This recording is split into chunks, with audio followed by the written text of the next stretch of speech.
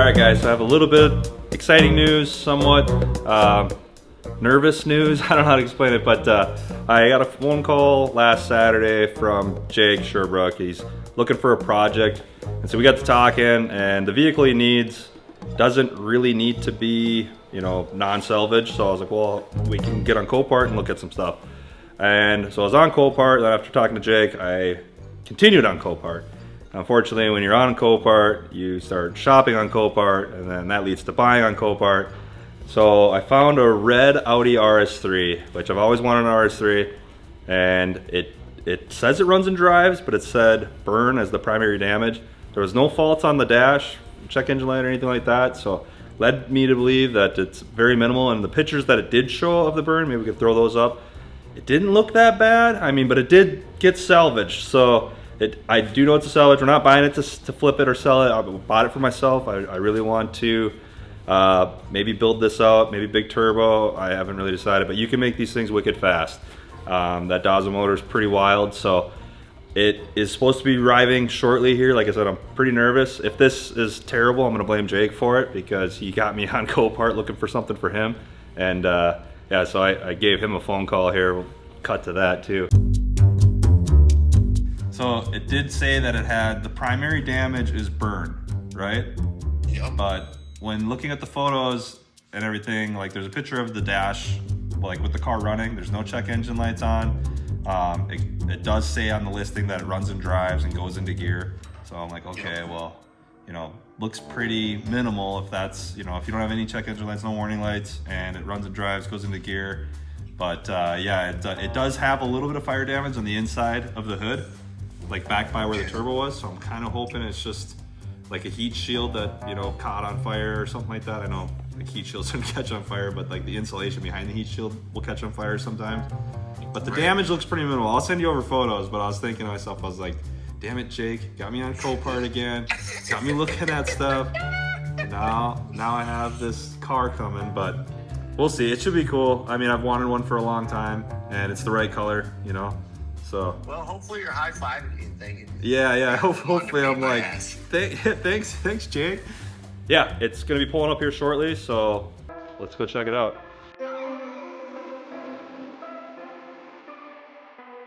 Scott, are you nervous? I'm extremely nervous. I mean, I bought a car that it says runs and drives, and then when the tow truck driver picked it up, he said it doesn't run and drive. So that's a huge red flag. But I mean, it looks good, so I guess if we're going for looking good, it does that part. So like I mentioned, the tow truck driver did say it would not start when he went to go pick it up. So I'm hoping it's just a dead battery. It's got a jump box here. He's actually got 3 other vehicles for us. Audi A3, like a 23 Prestige, Porsche Macan, Sport Edition, and a little X3 here. So getting a few vehicles for the lot, plus the RS3. So fingers crossed this thing starts. Looks sick. Yeah. Whatever it is, we'll figure it out. That's right. Oh, it does have carbon ceramics on it. Okay. Weird that, are they, I guess it's only on the front?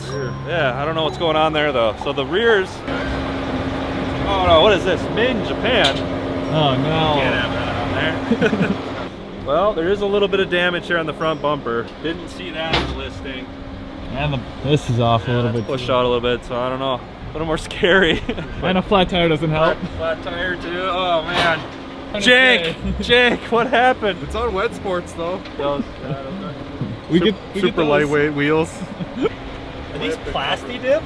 Yeah, I looked at man, that too. that's not. Who does that? Well, it doesn't look like it has a big intercooler or anything. But we can fix that. We're gonna have to take the bumper off anyways, so I guess what I'm seeing here is like the evap line melted. I'm wondering if the turbo got super hot, melted a hole through the evap line, and then the fuel vapors just ignited on fire, and then I pulled over and got it put out. But kind of like what it looks like, but I don't know what's going on here. If they just tried to throw a metal pipe in there because the other intake was melted just to get it to drive. I don't know how it ran with the harness melted together like that, but I guess we can give it a try and see if it fires up here. Wait for him to get the ramps on and give it a shot. We're gonna have to put it into neutral because it's not seeing the key, which is kind of the one thing I didn't think we'd run into. It's got a good battery, it lights up, but you can hold the key on the back of the column where it tells you to hold it. It just does not see the key. So unforeseen issues, but you know, what do? You gotta figure it out. So we gotta pop the trim out around the shifter mechanism, and then there's like a little yellow button you push in, and it should be able to put it in neutral, and then hopefully we can push it off after that. The spot on the side of the column here, so if it doesn't see the key for whatever reason, if the key doesn't have a good battery, but we know the key battery is good, it's still just not seeing it. See, it tells you to hold it against the designated area. See the service manual. Come on, buddy, just work. A few moments later. So we got it in neutral. It still doesn't see the key, so we're gonna get a few guys here and try to push it off, but the left front tire's flat. I can't roll down the window, so hopefully we can keep it going straight off the car here. Car hauler. Do you think they got it? Yeah? We got it. Okay.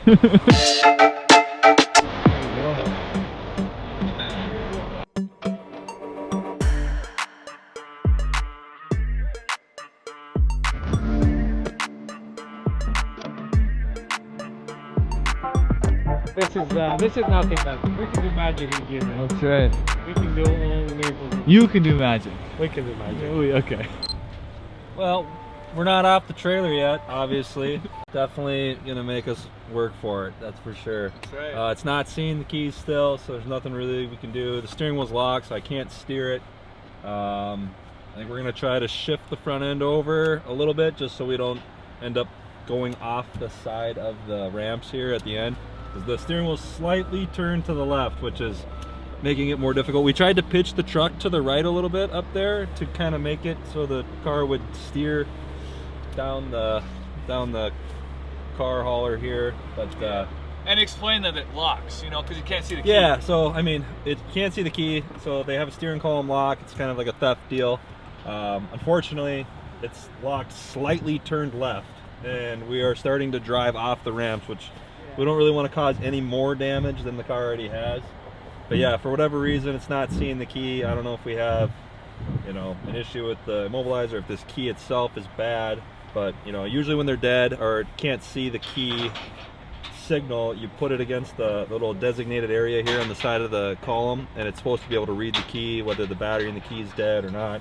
It still just does not see the key. So unfortunately, this is really our only option. And even after I get it off, I think we're just gonna have to leave it out here in the parking lot until we can get a tow truck over here to tow it inside for us. So he's gonna try to tug us over that way. Hopefully we don't get pulled off and fall in between. He'll be on the ground no matter what. Yeah, it's good. That's true. He'll be on the ground, but Maybe in not one on- piece, hopefully.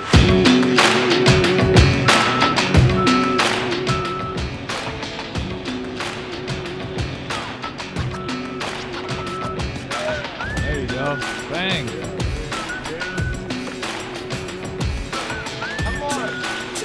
There you go.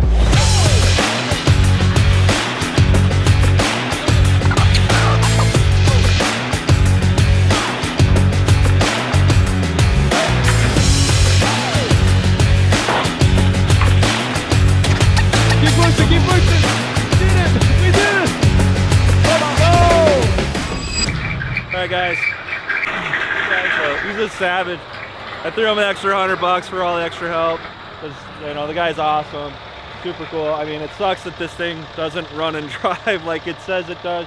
I don't know, like I said, if it's got a blown fuse for like the immobilizer, so the key reader's not working, or what's going on with it, but we will figure it out. I think call the tow company tomorrow, or like tow truck, and have them bring it into the building for us, and we'll start diving into it and figuring out what's going on with it. No, overall though, the interior it's like actually super nice. Yeah, I mean, I started pulling apart the steering column to see if I can get the key closer to the reader, or if the reader was like disconnected. I, you know, cut my hand open trying to get in there. Yeah. Minor scratches, but a mere scratch. These seats are sweet though. What Of a course, car. I'm freezing too, so it's like Yeah, that does not nothing's help. going well.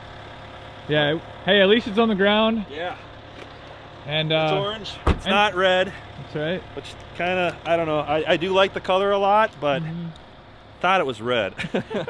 Oh, why this is in here? Owner's handbook for a 25 Dodge Ram. Hey, if Somebody's you ever missing their needed stuff, one. right? Well, yeah, if anybody needs one, I have an owner's manual for 25 Ram. And off she goes. Till tomorrow. Until tomorrow. We'll get more info on it We'll get it tomorrow. running tomorrow, for sure. Okay.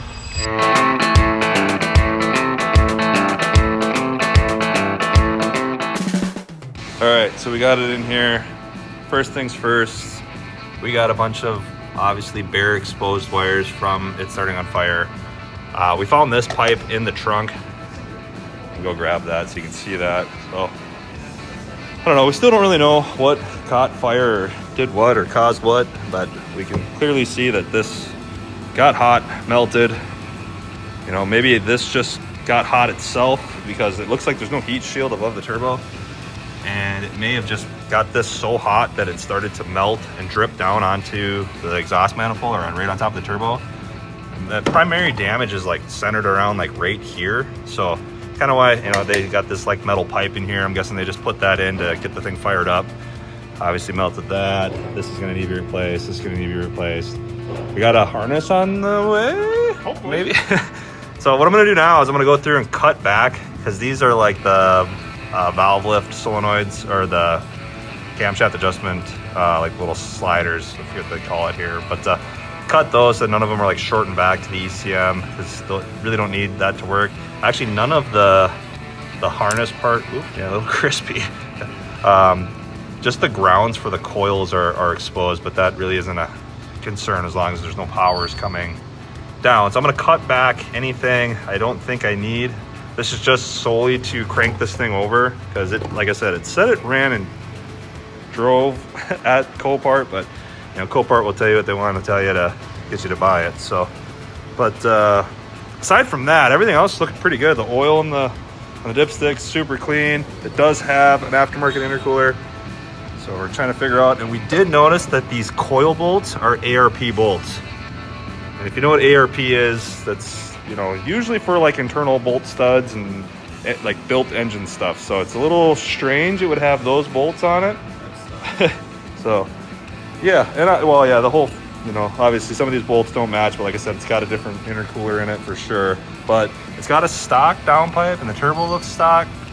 Yeah, so it's kind of hard to know what's going on with this car, but we're gonna dive into it and try to figure it out. All right, so the plot thickens. We still can't get the key to read through the cluster. And we pull the ECU out because this device will let us go in and receive the pin, because we're gonna try to reprogram the key to the car, because it not only doesn't unlock the car, it doesn't see the key. So I came up with the conclusion that possibly this key had lost programming to the car at some point. Either the guy got a new key, and when the car went to Copart, it got both keys, and maybe they didn't send the one that actually was still programmed with the car. So we were trying to get the car to start with the key that's no longer programmed. I would normally be able to use Otis, but our Otis expired 2 days ago, so I gotta wait for a day for it to go through. So I'm trying to use this Autel, which supposedly has immobilizer functions. In order to read out the pin, in order to do a key programming, I have to do it on a bench style like this. So it's what I'm attempting to do now. So we got people programming ECUs here. We got people flashing ECUs there. And then we got people tuning one car behind that guy. And then that one's also sent out. So we got ECU, ECU, ECU, ECU. Well, one there. It's not functioning like it should, or like it says it's supposed to. All right, so I just took the factory scan tool, went in and reprogrammed the key. Look at this, Martin. Look at the taillights. Oh, we got lock and unlock activation with the remote. Might be something. The steering column's lighting up too, so, or unlocking, I should say. So now when I get in and I push the key, it no longer gives me the warning for no key in the vehicle because it sees the key. So like I had suspected that maybe this key lost programming due to either the customer got a new key at some point and then this one wasn't around when it got programmed. All the keys need to be present during programming. So it now goes in and out of gear because it sees the key. So we're gonna attempt to fire it up. You ready? Here we go. Oh, there she is.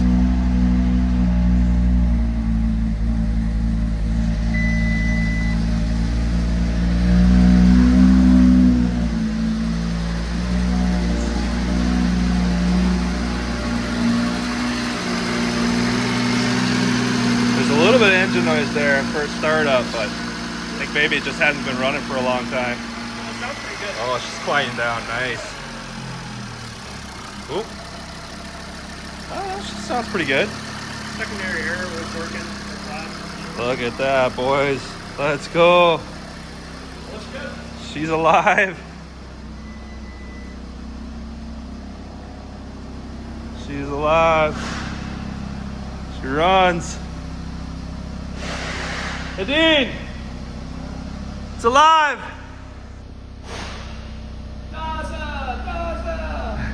Yeah, Daza! It's alive! Oh, I smell corn. I smell corn. And what I mean by that, ethanol. Maybe, I don't know.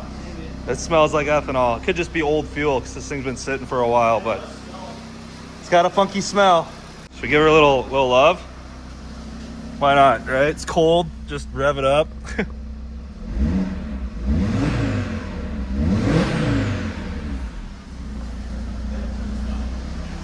Sounds pretty stock. Let's go. So I got the wheel off the driver's front on the RS3. We're just gonna, just for now to get the thing movable, pull this off. It's got a hole in the sidewall. I'm gonna throw just a used tire on it that holds air just so we can make it movable, and then we'll get it back in and put some new meats on it and get that thing out on the road. But these things are super lightweight.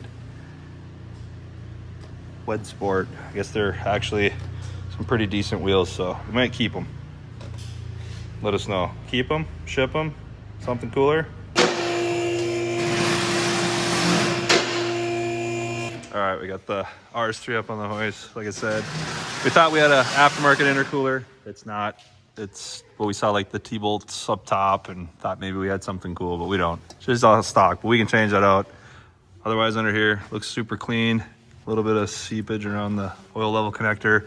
As far as aftermarket stuff, we're just seeing the dog bone and the insert here. And then it's got lowering springs. But that's pretty much it. Aside from that, missing an undershield and the front piece here. We'll find all those pieces, get that sorted out, and come back, see what we do to the next one. All right, guys, so we got it started and running after getting the key programmed. This is its maiden voyage here. We got a little frontage road here in front of the shop. But so far, grab second gear. I mean, we have a bunch of warning lights on. I knew we would. The check engine light's gonna be on because all those wires are cut to the Audi valveless system. And it's gonna not let us go over 4,000 RPM. But yeah, it's shifting super smooth. It's looking good, boys. We're feeling good. Yeah. We're going down the road. Yeah, I don't hear any grinding, any weird stuff, because you just don't know with these, you know, Copart cars. Was this thing a drag car? You know, was it beat on? Did the transmission blow up also? And then caught fire? Like, you never know what you're getting with these things. So it's like, we'll get it out here, take a little test drive. I don't want to go too far because I have mismatched tires on it.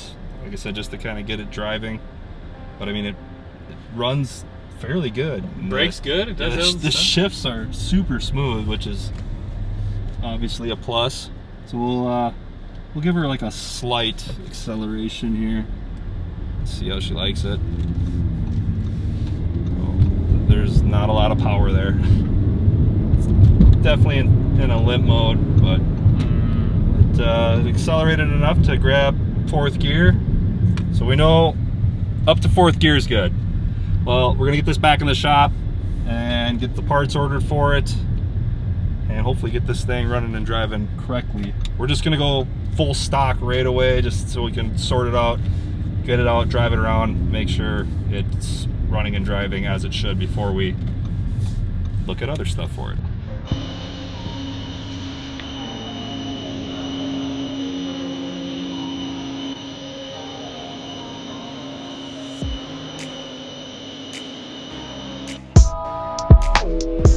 Bang. All right, so we got the RS3 back in the shop here. We're actually kind of closing, so it's pretty empty in here, but got it back in. We were able to go through and find all the stuff we needed. So obviously engine harness, number one, this intake tube. I know we plan on doing a big intake on it and potentially a bigger turbo and some other stuff, but just to get it running and driving, I was looking to find all the factory OEM stuff. So intake, engine harness, all 5 of these Audi valve lift solenoids. There's a foam cover that goes on top of the engine here just for noise and that kind of stuff. Obviously the heat shield is very important because we don't want this to happen again. So we got online, started looking, trying to find all these parts, pricing out everything. You know, these breather hose there's another breather hose that goes back to the inlet of the turbo over here, and stuff started adding up pretty quick. And got to looking, and I was talking with Martin, and Martin's like, hey, what about this guy? His name's Steven. He does a whole bunch of TTRS stuff, RS3 stuff, and he had met him Power Cruise somewhere. I don't know. We've seen him at Power And he hit him up. He said, "Hey, Steven, you got any parts for this stuff?" He's like, "Yeah, I got tons of these cars." And so I got his number. So he's our new best friend. Reached out to him, told him everything I needed. He took a picture of it all laying on the floor. He's like, "This look good?" Like, that's it. So he boxed it up, shipped it out. We are gonna have it tomorrow, or yeah, he thinks probably next day. So it's in here. I want to start tearing the stuff off so that we can dig into it. Huge shout out to Steven. I think it's Steven_TTRS on Instagram. The guy's got some insane TTRS and RS3 builds. Him and I believe it's his wife's car. Oh, it's, yeah. It's a pretty well known like pink TTRS, right? Yeah, I don't know. Yeah, Some so like yeah. 8-second quarter-mile Yeah, car. It's just yeah. insane. So huge shout out to those guys. I called him up. He's like, "Yeah, I got like 17 of these things." Actually, oddly enough, he was bidding on this car also. So I was like, "Oh man, sorry for taking." He's like, "I got enough projects. You can have this one." So luckily, he said, you know, it looked like a good car to him, and we kind of scored, being that it already runs. He knows. So yeah, huge shout out to him. So thank him. Go over, check out his Instagram page, and you know, with his help, we're going to be able to get into this for a lot less than we thought we were going to have to. So that's obviously huge. It's not what you know, it's who you know. Yeah, clearly. Obviously, we still need a hood and some other, you know, miscellaneous stuff, but to get it running and driving, just so we can kind of get it out and make sure that we got more than 4 speeds, because I don't really want to keep driving it this way. I don't need another fire or to get worse. So we want to get all that stuff on there. Probably figure out the tune. Steven even recommended that. He's like, you should reach out to a couple of different the tuning companies, just see if they know anything about it. I am just going to go ahead and put either a stock tune on it or a stage 1, just very entry-level tune with just all the stock stuff on it. And that way I know it's safe to go drive and get a couple of pulls on it and kind of, you know, hammer out all the problems that it might have that we don't know, you know, or we can't see with like a minimal road test. So come back next week and see where we're at with this. Also, the giveaway is live, so every $5 you spend on the website towards our merch will get you 1 entry. So get on there and buy some stuff so we can keep making these videos.